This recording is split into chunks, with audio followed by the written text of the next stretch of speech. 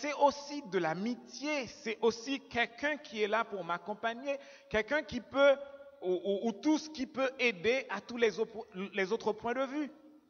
Après un sinistre, après le passage du cyclone quelque part, après un endroit où il y a des problèmes, des chocs, à un niveau ou à un autre, amènent plusieurs spécialistes à apporter une aide donnée aux sinistrés. Des fois, ce n'est pas seulement de la nourriture, de l'eau ou des médicaments, mais on apporte aussi le service d'un psychologue à des gens pour les aider à accepter ce qui leur est arrivé et pouvoir plus facilement passer au travers et continuer leur vie. Donc une aide en elle-même est beaucoup plus large qu'une personne avec une tâche bien définie. Je crois que c'est dans ce sens que nous avons le mot une aide dans Genèse 2, verset 18. Et si on va un peu plus loin encore dans le texte original qui est l'hébreu, le mot aide, c'est le même mot que le mot Ézer. J'ai mis ici comme dans Ebenezer, parce que nous disons assez souvent Ebenezer, Ebenezer. J'étais sûr que vous saviez ce que c'était. Jusqu'ici, l'Éternel nous a secourus.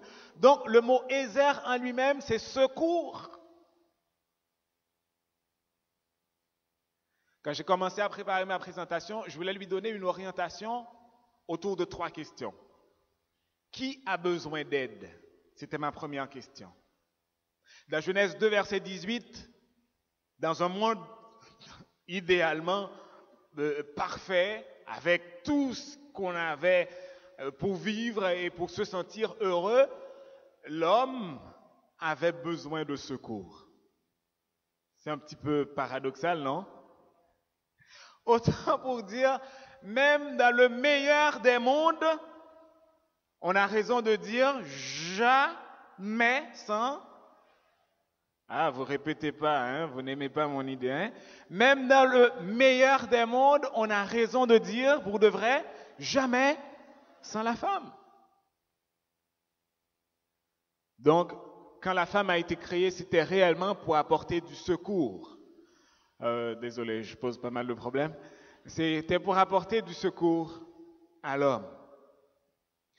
Quand on se rend compte de l'importance d'une femme, on travaille d'une manière à la garder avec soi, à la gâter jour après jour.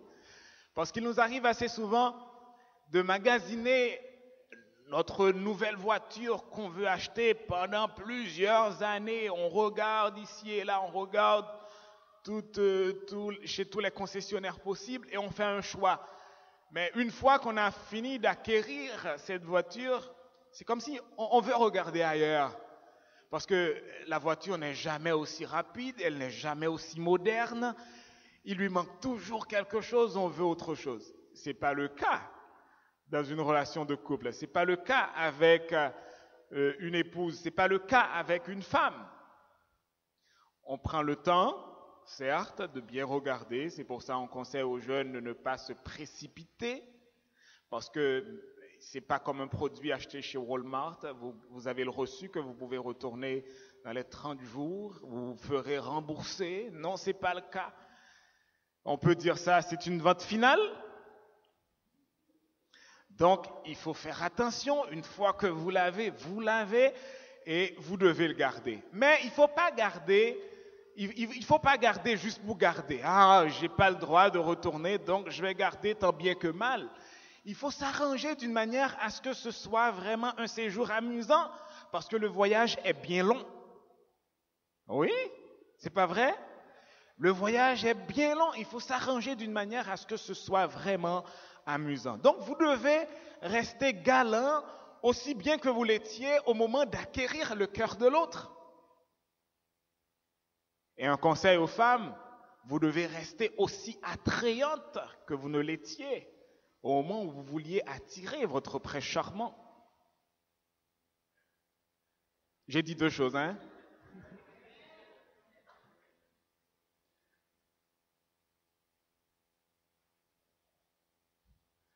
Donc, les amis, nous allons regarder rapidement quelques 10 points qui nous permettront nous les hommes en particulier, de mieux connaître les filles, les femmes en particulier. Les gens qui sont déjà mariés sont très concernés. Les jeunes qui pensent se marier un jour sont aussi bien concernés. Nous allons regarder ces points et les femmes pourront aussi se regarder au travers de ces points-là et peut-être se rendre compte de certains phénomènes qu'elles ont observés chez elles. Le premier point, la femme apprécie d'être reconnue pour sa valeur. Je fais vite, je me garde de faire trop de commentaires. C'est dans Proverbe chapitre 16, verset 24 qu'il est dit, lisez avec moi, « Les paroles agréables sont un rayon de miel, douces pour l'âme et salutaires pour le corps. »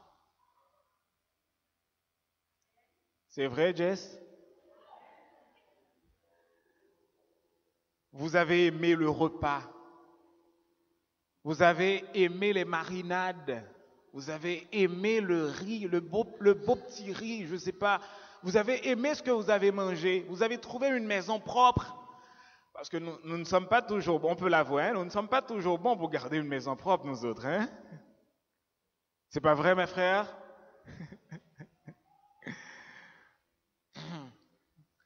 Donc, nous avons une femme qui nous est fidèle, coûte que coûte. Cela mérite d'être souligné et de différentes façons. On peut le faire par de beaux petits mots, par des cadeaux, sans que ce soit vraiment un anniversaire, par d'autres surprises. Le fait de faire le rappel le fait de se souvenir des anniversaires, le fait de souligner les occasions spéciales, disent à notre chère épouse ou à notre sœur ou d'autres personnes que la personne nous est précieuse. C'est comme je dis à mon épouse, tu m'es précieuse. J'ai entendu quelqu'un dire une fois qu'il avait rencontré un monsieur et puis il lui a dit « Joyeux anniversaire !» Et puis il a dit « Joyeux anniversaire !» Pourtant, à une station de radio, il y avait quelqu'un qui avait appelé et avait demandé un chant en son nom parce que c'était l'anniversaire de son mariage. Donc, il avait oublié si c'était son anniversaire de mariage. Ça n'arrive pas souvent, mais ça peut arriver. Mais heureusement, aujourd'hui, il y a pas mal de choses pour nous permettre de ne pas oublier. Il y a le calendrier dans Google, il y a pas mal d'autres agendas électroniques aujourd'hui où on doit écrire les dates les plus importantes et qu'on puisse avoir un rappel aussi longtemps qu'on le veut pour souligner les moments les plus importants pour ne plus les manquer. Deuxième point pour nous permettre d'avoir un meilleur voyage avec les épouses, les sœurs, les femmes en général, sachez que la femme apprécie toujours de l'aide dans les travaux domestiques. J'étais dans un abri-bus récemment, il y a de cela 2 ou 3 semaines, et j'ai vu une affiche où on dit « Les couples qui se partagent les tâches domestiques sont plus heureux au lit ».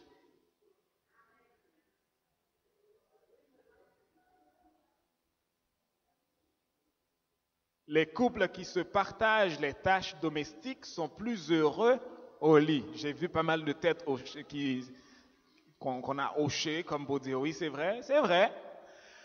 Au lieu que l'un va se coucher et que l'autre reste avec des corvées, il est 11 heures, il est minuit et ne peut pas terminer. Au lieu de sortir seulement et de dire à l'autre, mais viens te coucher toi, laisse ça pour demain. Mais l'autre a un souci de terminer ses tâches. Et c'est ça la femme vertueuse. Elle ne va pas se coucher tout en sachant qu'il y a du travail à faire. Mais le fait de venir aider, ça permet de terminer plus tôt et ensemble, la main dans la main, on prend la route pour la chambre. Je me garde pas mal de commentaires, mais il y en a d'autres que je ne peux pas laisser passer. Dans Galates 6, verset 2, il est dit « Portez les fardeaux des autres ». C'est moi qui ai changé le verset. Il est dit « Portez les fardeaux les uns des autres et vous accomplirez ainsi la loi de Christ. Laisser l'autre porter les fardeaux tout seul, c'est pas juste et c'est pas chrétien. D'accord. Le point numéro 3. La femme exprime ses sentiments et nécessite une oreille attentive. Quand un homme aura prononcé 20 000 mots dans la journée, une femme en aura prononcé combien? Non, vous exagérez, mes frères. Quatrième point important pour un meilleur voyage avec la femme change facilement d'humeur et de sentiment. Mes sœurs, ne prenez pas cela mal, d'accord? Je vais expliquer ce que c'est. C'est pas un reproche. Quand on dit changer d'humeur, c'est une façon de dire, même si ça allait mal à tel moment de la durée, elles peuvent s'arranger d'une manière à apporter la joie un peu plus tard. Hein? OK. Alors, ça s'explique par la biochimie. On dit que le sang de la femme a 20% moins de globules rouges que le sang de l'homme pour le transport de l'oxygène. Et le fait que le cycle menstruel vient apporter aussi des changements importants dans leur vie, et ceci, comme on connaît la fréquence, c'est mensuel. Donc, il y a des moments aussi où on n'a pas vraiment la même humeur ou la meilleure qu'on souhaitait. Cependant, ce n'est pas des choses qui durent et ce n'est pas parce il ne faut pas vraiment prendre cela personnel quand vous constatez un changement d'humeur auquel vous ne vous attendiez pas. Mais le fait de savoir que ça peut arriver, vous allez plutôt donner de l'assistance, faire preuve de compréhension pour aider la personne à mieux continuer. Le point numéro 5, pour mieux aider dans le voyage, dans une relation avec une femme, la femme est plus faible apparemment et pourtant plus forte. On peut remarquer quelques points forts chez la femme. Alors, mesdames, ne laissez pas cela vous monter à la tête, d'accord? La femme a une audition plus fine, a une meilleure vision pendant la nuit et a un odorat plus raffiné. On comprend pourquoi ils ont beaucoup plus de goût pour le bon parfum, pour une maison beaucoup plus propre, pour un évier vide et plus propre. On comprend pourquoi, hein? Et pourquoi la moindre odeur qui ne devrait pas être là dérange. La femme a aussi, il a été démontré, un système immunitaire beaucoup plus fort. En ce sens, elle résiste d'une manière plus remarquable aux maladies cardiaques, particulièrement pendant les années de fécondité. Et autre chose qu'on remarque aussi chez la femme a un corps plus fort qui facilite une récupération plus rapide. Admettons qu'il y ait eu une hémorragie au niveau cérébral qui aurait pu paralyser, jeter dans le coma. Une femme va se ressaisir plus rapidement qu'un homme et va guérir plus facilement. Et vous en avez sûrement entendu parler, l'espérance de vie chez la femme est beaucoup plus longue. On parle en moyenne de 8 ans de différence. Peu importe ce que l'on fait, en moyenne, ça va rester de même. On pensait que c'était surtout parce qu'autrefois les hommes allaient souvent à la guerre et qu'ils se faisaient tuer, mais il y a un bon bout de temps qu'il n'y a pas vraiment beaucoup de guerres à part Syrie et en Ukraine ou en Irak, mais ça continue de même que l'espérance de vie est beaucoup plus importante chez les femmes. Même si elle apparaît faible, mais elle est pourtant plus forte. Le point numéro 6, ça c'est un point très important et je vous dis mes frères, il faut vraiment en tenir compte. La femme a le don de l'intuition.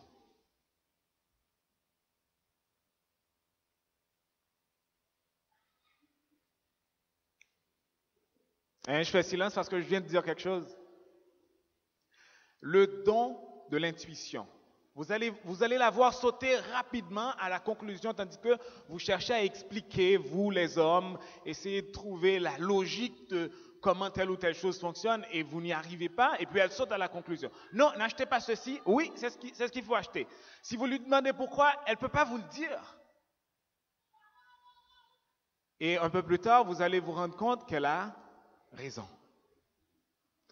Et le fait, moi quand j'étais à peine marié, je commençais par dire non parce que je trouvais qu'il n'y avait pas encore de sens à telle ou telle chose, telle ou telle conclusion que mon épouse faisait. Mais quand j'ai essuyé pas mal d'échecs et j'ai vu qu'elle a eu toujours raison, j'ai changé. Et puis ça m'a simplifié la vie. On observe quelque chose qui concerne les deux hémisphères du cerveau chez l'homme et la femme. Alors, pour gagner du temps, il y a l'hémisphère gauche qui est beaucoup plus développé chez l'homme et droit chez la femme. Alors, il y a pas mal d'informations ici que vous pouvez remarquer, mais ça explique surtout qu'un côté gauche plus développé, on veut aller dans la logique des choses.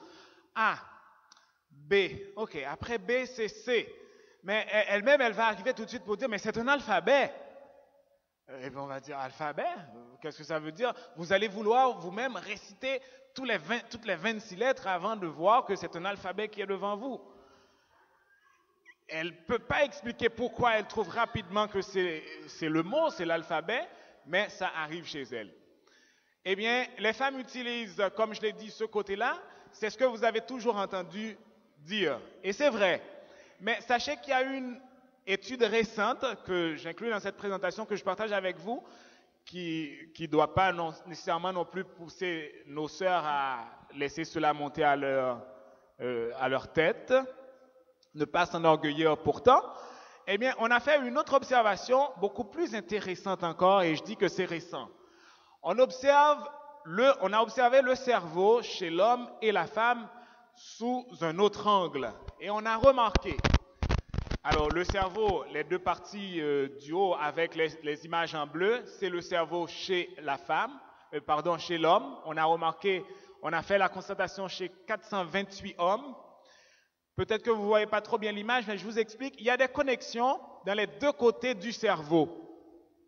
Mais les connexions, là où la partie est en bleu, les connexions se font seulement du point de vue vertical. Ça veut dire quelque chose part de l'hémisphère gauche et communique avec un autre point, on va dire des neurones. Un point de l'hémisphère gauche communique avec un autre point de l'hémisphère gauche et pas avec l'hémisphère droite. Un autre point de l'hémisphère droite communique avec un autre point de l'hémisphère droite, pas avec l'hémisphère gauche. Chez l'homme, c'est comme ça qu'on l'a constaté. Et chez la femme, on a constaté plutôt que la connexion est plutôt horizontale. C'est les images en orange, même si ce n'est pas tout à fait clair. Donc, un point peut partir de l'hémisphère gauche pour communiquer avec un autre de l'hémisphère droite. On comprend pourquoi elles sont multitâches. La lessive, la cuisine, les enfants, couche à changer, ceci et cela. Et elles font tout en même temps.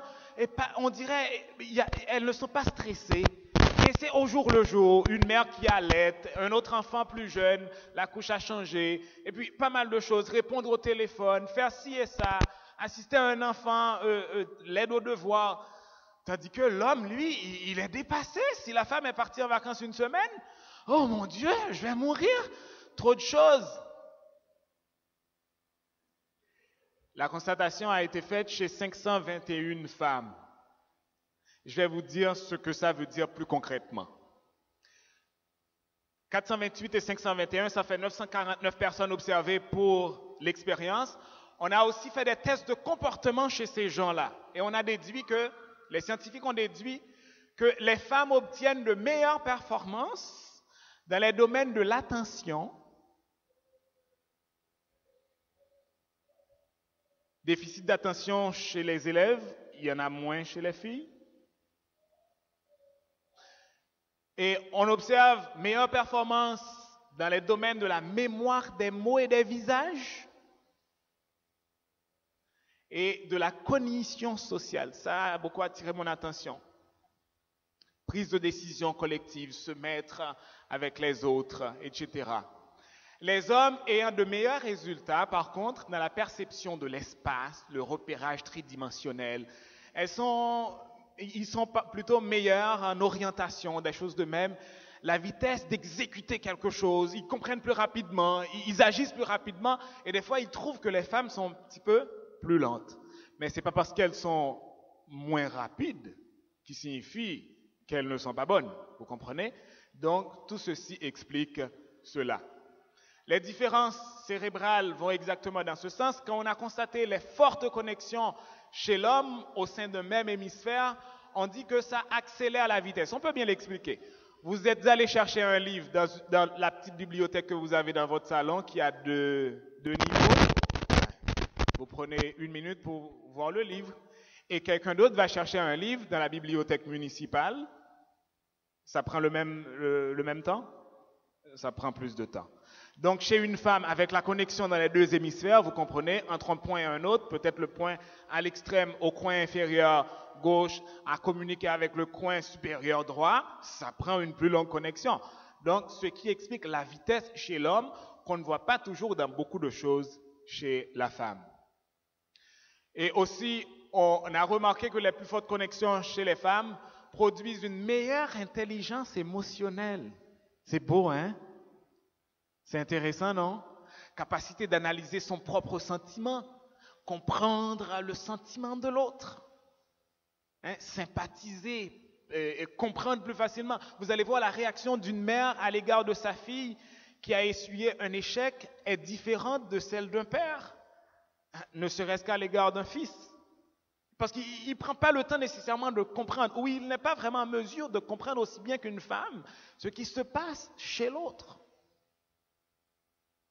Alors, mesdames, vous apprenez aussi comment sont les hommes, ils ne font pas exprès non plus. Hein? Et vous, messieurs, quand vous vouliez, je ne sais pas, donner telle punition parce que la fille a réagi de telle ou telle façon, mais vous voyez que la femme revient tout le temps pour vous amener à revenir sur votre décision, vous comprendrez aussi, ce n'est pas parce qu'elle veut vous défier ou faire quoi que ce soit, mais c'est inné en elle. Donc le fait de savoir tout cela, ça évitera aussi pas mal de conflits. On a observé les plus fortes connexions chez la femme entre les deux hémisphères et ça apporte un meilleur niveau de langage que l'on retrouve dans des recherches qui ont été faites un peu plus tôt qui expliquent pourquoi les filles apprennent à lire plus rapidement et plus facilement que les hommes et pourquoi elles ont un vocabulaire plus fleuri, plus enrichi quand elles rentrent à l'école par rapport aux garçons. C'est dans Marc chapitre 4, verset 23 que nous lisons cette parole où il est dit, vous lisez avec moi, si quelqu'un a des oreilles pour entendre, qu'il entende. Avoir des oreilles, ce n'est pas juste pour les avoir, mais c'est pour savoir écouter. Donc, vous comprenez maintenant comment fonctionne la différence fondamentale qui existe chez les hommes et les femmes, des choses qu'on ne pourra pas changer, donc il faut vraiment en tenir compte, ne pas faire la sourde oreille. Pourquoi elle ne peut pas comprendre? Pourquoi il agit de même? Non, essayez de raisonner, vous raisonnez vous-même. Le point numéro 7. Une femme est stimulée par ce qu'elle ressent. Je vais passer très rapidement sur ce point, mais on peut dire ressentir, nous devons amener nos épouses à vivre des sentiments de sécurité, des sentiments de confort. Il ne suffit pas seulement de penser les aimer, il faut le leur démontrer. C'est dans Cantique des Cantiques 2, 6, 8 et 3 que nous trouvons ce même texte où le berger, le fiancé de la Sulamite a pris le temps de lui donner toute l'affection, tout ce qui est nécessaire. Et ce qui a amené cette Sulamite à espérer ou à rêver que cette attitude dure dans sa relation avec son berger, où il est dit que sa main gauche soit sous ma tête et que sa droite m'embrasse. On aime ressentir, alors les femmes aiment ressentir l'amour, non pas seulement le savoir ou l'entendre. Le point numéro 8 qui vient de passer trop rapidement, que je vais faire revenir, il dit, la femme aime de la diversité dans l'expression de l'amour. Pas juste une seule façon de faire, pas juste une seule chose. Pas juste toujours une seule chose. Si votre façon d'exprimer de l'amour à l'égard de votre épouse ne change pas, elle vous le dira à un moment ou à un autre. Elle vous le dira. Peut-être qu'elle sera un peu trop gênée pour vous le dire. Eh bien, vous le ressentirez parce que vous verrez une certaine réserve, réticence. Donc, il faut travailler d'une manière à exprimer cet amour de différentes façons. Pas toujours nécessairement sortir, aller s'asseoir sur le même banc en face du même lac. C'est toujours la même chose, toujours la même chose. Ou c'est pas toujours partir à une même destination. Ah, on va chez nos parents, à notre pays d'origine, et puis on va rester là, ce sont nos vacances. On va manger de l'avocat, on va manger des mangues sucrées, et ça s'arrête là. On doit diversifier les choses. Et la meilleure façon de faire, en prenant la décision pour quelqu'un d'autre, c'est de lui demander son avis, de faire un retour sur ce que vous avez déjà réalisé et lui demander aussi ce qu'il souhaite. Alors, j'ai 3 types de façons ici qu'on aurait pu exprimer de l'amour: par le toucher, tenir la main de l'autre comme un signe d'appartenance pour marcher, mais le faire aussi de manière intime. Et là, je parle un langage plutôt réservé aux adultes, expression de l'amour intime, étreinte et s'embrasser, etc. Expression ultime, ce qui permet réellement à la philosophie de Genèse chapitre 2 de se réaliser au moment où les deux deviennent pour de vrai une seule chair. Là, je parle d'un acte concret de cette réalisation, mais ce n'est pas la seule façon qu'on devienne pour de vrai une seule chair.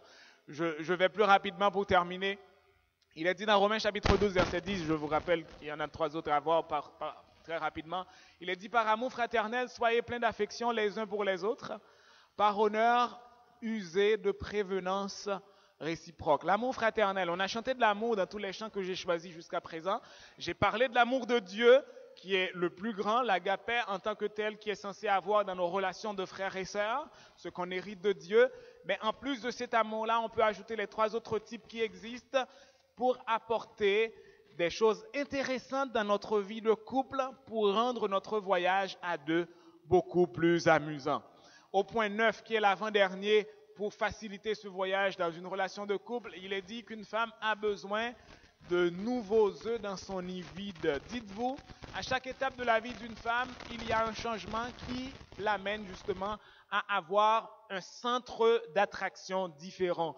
Quand vous, en tant qu'homme, vous le savez, vous ne lui en voudrez pas justement de ne pas prêter attention à telle ou telle autre chose sur laquelle elle se focalisait dans le temps. Dans Ecclésiaste 3, verset 1, il est dit, un texte que vous connaissez tous: il y a un temps pour tout, un temps pour toute chose sous les cieux.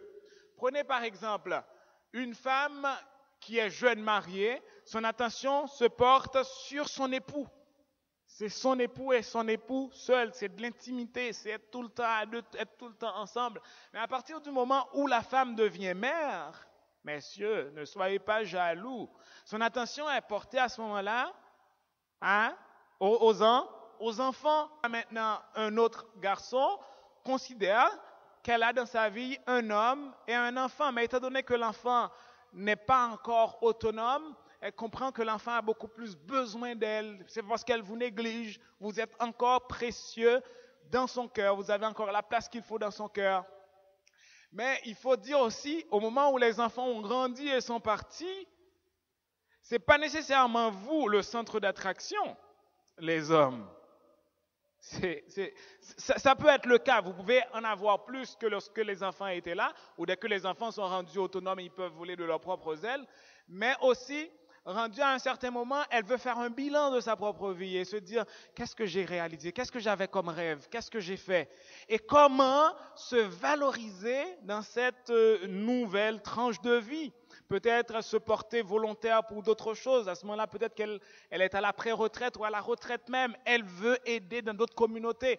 Donc, il faut lui donner cette chance parce qu'elle est à la période où elle est centrée sur elle-même, se faire valoir, se donner un nom, se tailler une place de choix parmi ses copines.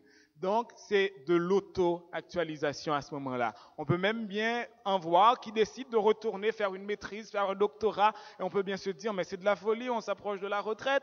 Non, il faut les aider à réaliser ces rêves parce que c'est la période de l'auto-actualisation.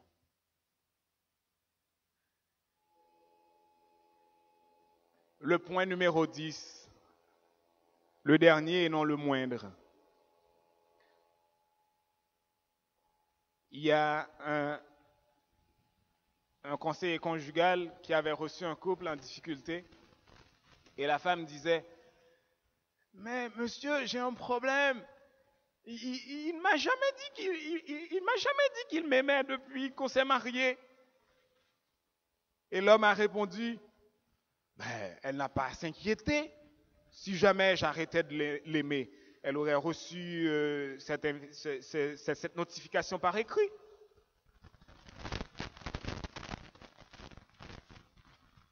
La notification par écrit, c'est quoi alors?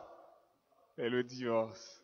Ça fait aussi longtemps que vous n'avez pas reçu le papier, rappelez-vous que je vous l'ai dit avant le mariage que je vous aime. Le point 10, la femme éprouve du plaisir à entendre ces mots. Lesquels? Je t'aime. Je ne sais pas, les mots sont magiques. Et il me semble des fois, malheureusement, il y a des hommes qui en abusent. Il ne faut pas faire ça. Parce que des fois, la femme tient tête par rapport à ceci ou à cela, et on lui dit seulement ces mots-là. Oh, elle se calme. Tout revient chaque chose revient à sa place. Je t'aime. Tu sais que je t'aime. Ou des fois, elle voulait une explication. Pourquoi tu as fait ci, pourquoi tu as fait ça? Et puis, dès que l'homme dit, mais tu sais, chérie, je t'aime. C'est comme si, pour elle, il n'y a plus besoin d'autres explications. Alors, je vous ai dit, mais les hommes, il ne faut pas en abuser. Mais dans l'autre sens non plus, il ne faut pas faire souffrir pour ces mots-là. Il faut les dire. Le berger dont je vous ai parlé plus tôt, dans Cantique des Cantiques, le chapitre 1, verset 15, et encore dans le chapitre 4, verset 1, nous trouvons ces mêmes paroles où il est dit, où le berger dit à la Sulamite, que tu es belle, mon ami, que tu es belle. Alors, en passant, s'il vous manque d'inspiration, il y a le livre Cantique des Cantiques pour vous aider à reprendre les ailes. Une aide semblable. La femme est là pour secourir l'homme. Mais vous savez, ce n'est pas mon sujet, mais j'aurais pu dire, le texte dit, une aide semblable à lui. Ce qui fait de l'homme aussi,